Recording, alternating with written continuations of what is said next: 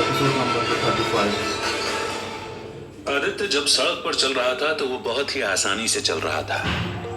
उसके मन में ना तो किसी चीज का कोई डर था और ना ही कोई और सोच।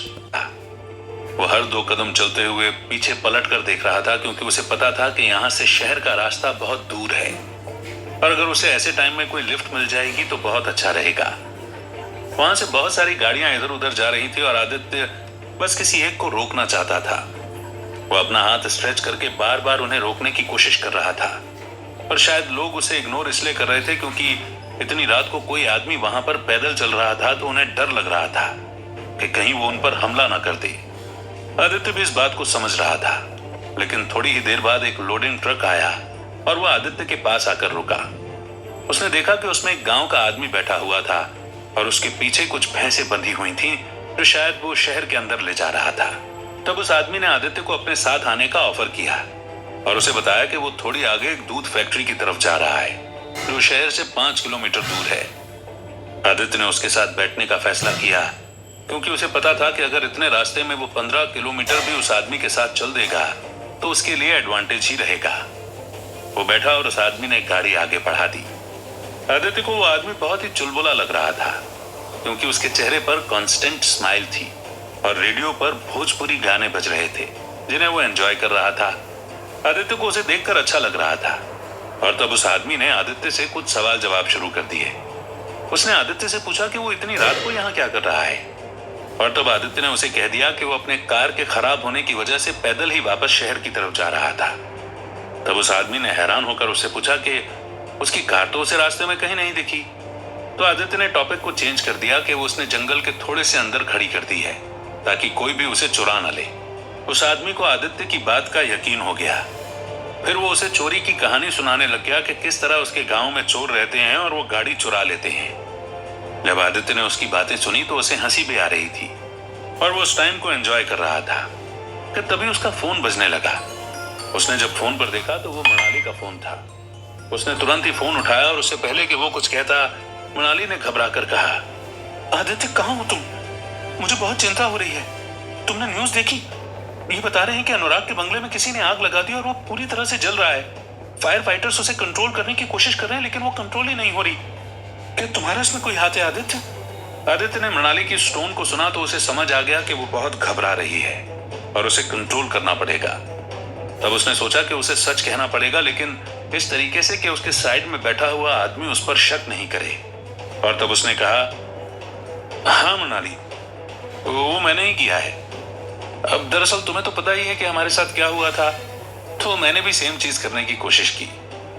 आदित्य इतना कहकर उस आदमी की तरफ देखने लगा। वो उसी तरह स्माइल कर रहा था और उसकी बात पर ध्यान नहीं दे रहा था। तब आदित्य को समझ आ गया कि अब अगर उसे मृणाली से बात करनी है तो इसी तरह से करनी होगी और जल्दी से जल्दी फोन रखना होगा। तब मृणाली ने घबरा कर आगे कहा, तुम ये क्या करने लग गए हो आदित्य? मुझे कुछ समझ नहीं आ रहा। तुम तो उन दोनों की बॉडी को ठिकाने लगाने गए थे और ये तुमने क्या कर दिया? क्या अनुराग और निखिल इस जलती हुई आग के अंदर ही हैं? नहीं नहीं मृणाली, वो दोनों वहां पर नहीं है। मैंने उसका अलग तरीके से ध्यान रख लिया है और हमें कोई प्रॉब्लम नहीं होगी, आदित्य ने बहुत ही आराम से कहा। तब मृणाली को समझ आ गया कि आदित्य बहुत ही आसानी से उस चीज को इसलिए कह रहा है क्योंकि उसके लिए यह मैटर नहीं करती, पर मृणाली के लिए तो करती थी। उसे कहीं ना कहीं इस चीज का डर लगने लगा कि इन सब के चक्कर में आदित्य किसी का निशाना बन जाएगा या फिर पुलिस उसे अरेस्ट कर लेगी। उसे चिंता होने लगी कि शायद वो चीजों को संभालने की जगह कुछ ज्यादा ही बिगाड़ चुका है। और तब उसने आदित्य से कहा, मुझे नहीं पता आदित्य कि हमें आगे से कोई प्रॉब्लम आएगी या नहीं, और तुमने किस तरीके से ध्यान रखा है, लेकिन मैं बस यही चाहती हूँ कि तुम जितनी जल्दी हो सके घर आ जाओ। मुझे बहुत घबराहट हो रही है और मैं इस चीज को कंट्रोल नहीं कर पा रही। जब तक तुम घर नहीं आ जाओगे तब तक ना तो मुझे नींद आएगी ना चैन आएगा। बस मैं चाहती हूँ कि तुम जहां पर भी हो किसी भी तरीके से घर आ जाओ और हम फिर इस बात को यहाँ पर डिस्कस कर लेंगे, ठीक है ना? हाँ मृणाली, मैं तुम्हारी बात समझ गया हूँ और मैं घर पर ही आ रहा हूँ। रास्ते में हूँ तो थोड़ा टाइम लग सकता है, पर तब तक तुम मेरी चिंता मत करना और अगर कुछ भी लगे तो मुझे फोन लगा देना, ठीक है? आदित्य ने एक बार फिर उसी तरह बहुत ही सिंपल तरीके से कहा और इससे पहले कि मृणाली कुछ कहती उसने फोन काट दिया। उसने देखा कि गाड़ी चलाता हुआ आदमी उसकी तरफ भी ध्यान दे रहा था और तब आदित्य ने उससे हंसते हुए कहा, शादी कर लो तो यही समस्या है भाई कि पत्नी आपके हर कदम पर नजर रखती है और कहीं आने जाने ही नहीं देती। ये तो सच कहा भैया, जोरू का चक्कर ऐसा ही गजब होता है, उस आदमी ने कहा। और फिर वो दोनों हंसने लगे। उसके बाद वो आदमी उसे अपनी पत्नी की कहानियां सुनाने लग गया कि किस तरह वो उसे परेशान करती है, और आदित्य बस उसे ही सुनकर उन्हें एंजॉय कर रहा था। वो सोच रहा था कि दूसरों की लाइफ उसकी लाइफ से कितनी ज्यादा नॉर्मल है।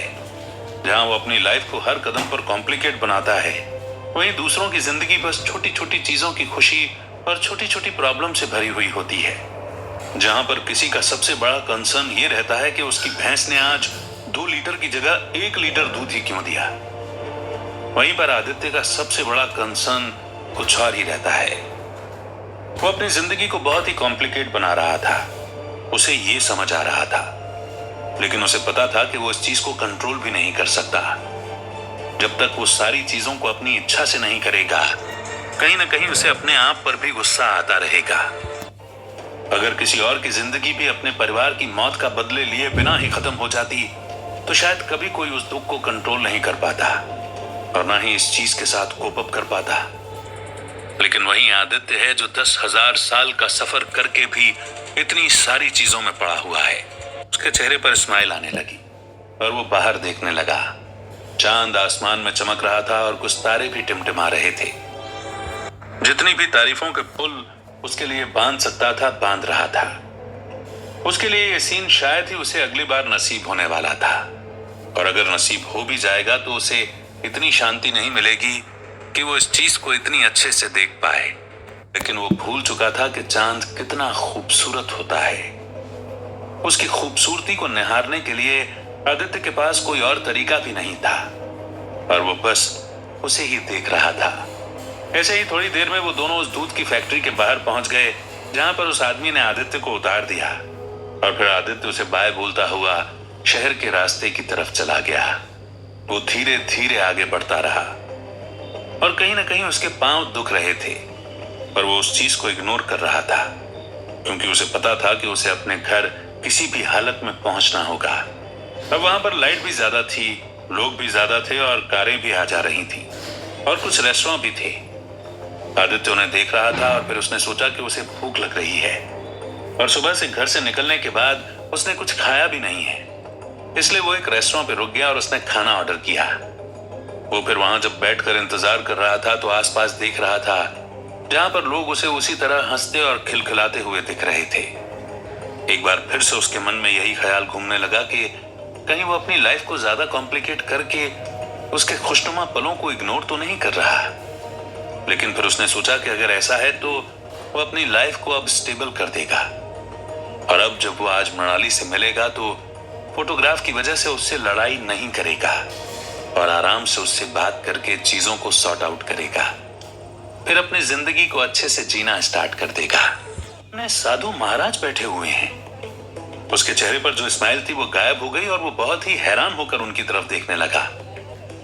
उसे समझ आ रहा था कि अगर साधु महाराज यहाँ आए हैं तो जरूर वो आदित्य से किसी बारे में बात करने आए थे, और उसे लगा कि अब वो जिस बात को अनुराग और निखिल को मरने के बाद से सोच रहा था कि उसने सही फैसला लिया था या गलत, उस चीज को बताने के लिए उसे साधु महाराज पर्सनली यहाँ आए हैं। तब उसने उनके चेहरे पर देखा तो वो हर बार की तरह ही स्माइल करते हुए उसे देख रहे थे, पर आदित्य को आज तक वो स्माइल समझ नहीं आई थी कि वो उसकी भलाई के लिए थी या उसे सबक सिखाने के लिए। लेकिन उसे इतना जरूर पता था कि साधु महाराज जो भी कहने वाले हैं, आदित्य उस बात से कंफ्यूज होने वाला है, और कहीं ना कहीं चीजें अब या तो और कॉम्प्लिकेट हो जाएंगी या फिर सुलझ जाएंगी। यही बात सोचकर वो बस इंतजार करने लगा कि साधु महाराज क्या कहेंगे।